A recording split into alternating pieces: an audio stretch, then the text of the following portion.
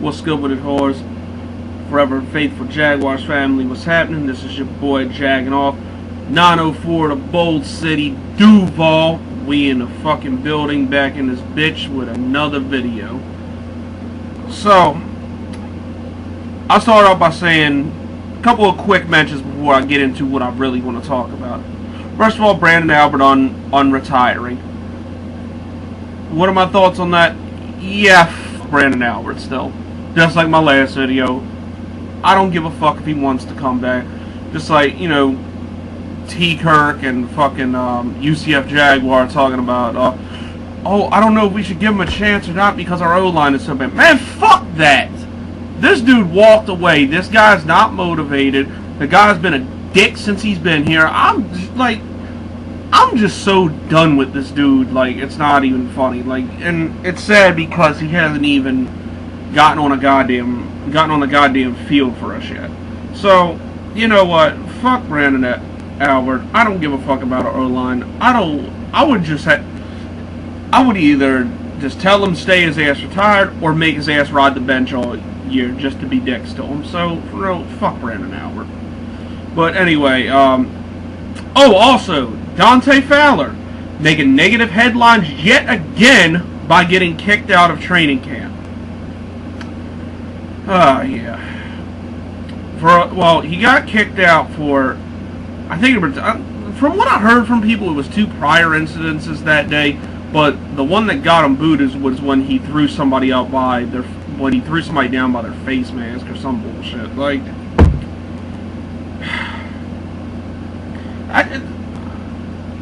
I'm not even sure what to say about this dude anymore. Like, if he don't put up at least 8s this year, I'm done with his ass too. But, like, you know, I will say this about it. I love the aggression. I love that you're showing you give a fuck a little bit. But do it with production and not doing stupid shit. So, yeah, that's where we're at with Dante Fowler. But let's get into the task at hand. What I really want to talk about, which I've kind of wanted to talk about for a couple days, but have been for a while kind of avoiding, and that is Blake Bortles.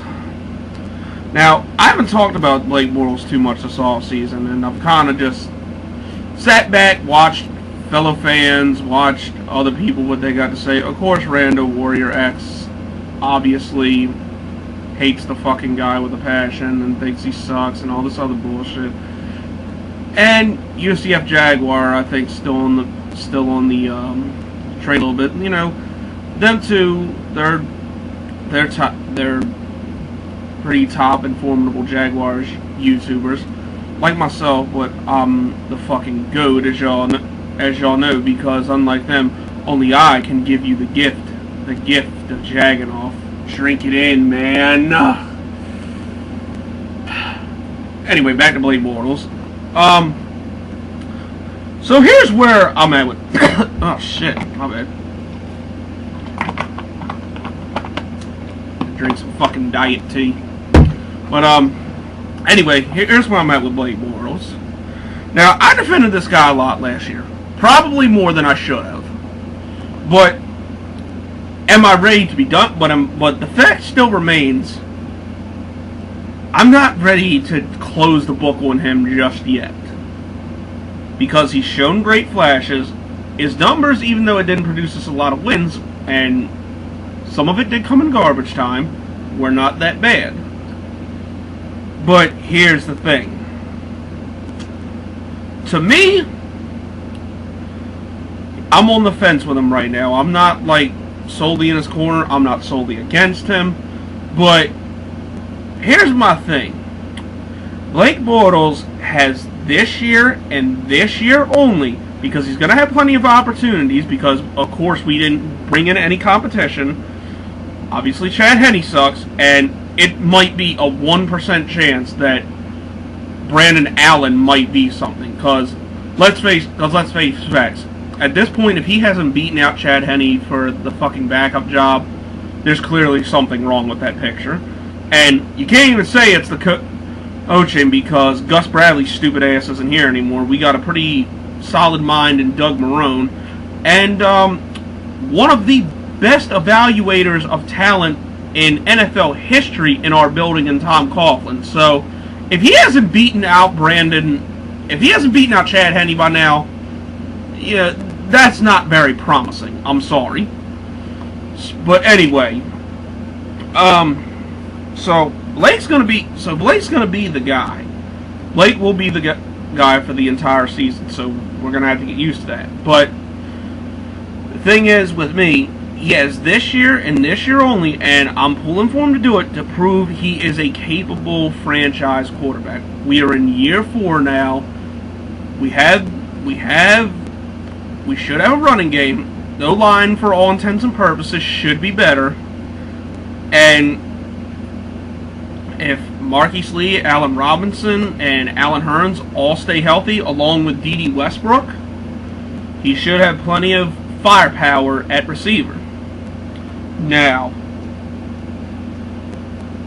that all being said, like I said, Blake, you have this year and this year alone to prove you are the fucking man we wanted you to be when we drafted you with the 3rd overall pick. Period. That's it. Like, forget the mechanics, forget the footwork and throwing motion and all that bullshit. You need to prove you are the man. And I believe in this. I mean, I believe in this dude still. Even with all that, with all said and done about him, I believe in the guy. I've seen great flashes from this guy. And people got up in arms and shit about the practice that he had where he threw 5 interceptions. It's like, dude, come on. You cannot go off of what somebody does solely from practice. Now, let's take you back to, you know, between 2011 and 2014, before we drafted Blake Bortles. They hyped Blaine Gabbert's bitch ass up so much in training camp that you would have thought this motherfucker was the second coming of Mark Brunell. But what did he do when he got on the field? He fucking sucked. He sucked. It's easy to complete passes and throw balls and shit when you don't have people coming at you and when defenders can't hit you. And that's what was happening with him. Blaine Gabbert's problem, he was a scared little bitch when he got in the fucking pocket and did dumb shit. It's a fact. And Blake Bortles operates at his best when he's on the run evading pressure. And he probably hasn't had much of that yet. But with the running game that we have, with the weapons he has, give the motherfucker a chance. At this point we got to. Who else are we going to turn to?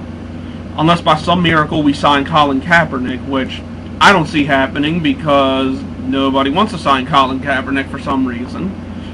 And that's a whole other story, that motherfucker gets so much media attention every goddamn day because no one wants to sign his ass. But I'm getting off topic. But yeah, Blake Bortles. So, like I said, this year and this year alone, the reason I say that, one, for the timing of it, and 2, year 4, you should be able to be something.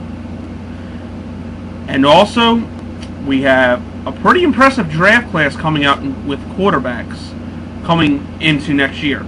So, if Blake Bortles proves he is not the guy, then no ifs, ands, buts about it, I want to draft Lamar Jackson.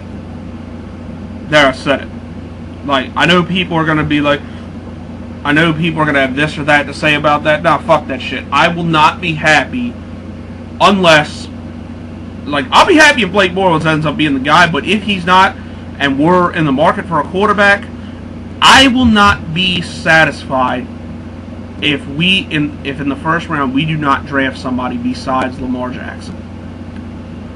So, the guy is incredibly talented, and if we're going by the logic that we're never going to fucking sign a guard, we might need a guy that can run for his life. And Lamar Jackson is certainly capable of doing that. So, and also he's a very good passer. So, we really could use a player like that. That is, if Blake Bortles can't prove he is our franchise quarterback. So, yeah, that's pretty much where we're at. So Blake Bortles, y'all know my thoughts on him. Y'all know what has to happen with him. So let's see what we can do, and hopefully he'll have another success, and hopefully he will have a successful season. And I'll be at a few Jags games this year. I'll see his ass opening day at the bank, which hopefully Branden Albert will not be there. But again, that is where we're at with this whole situation. This has been your boy, the GOAT of Jaguars YouTube, jagging off. And y'all have a good night. And I'm out.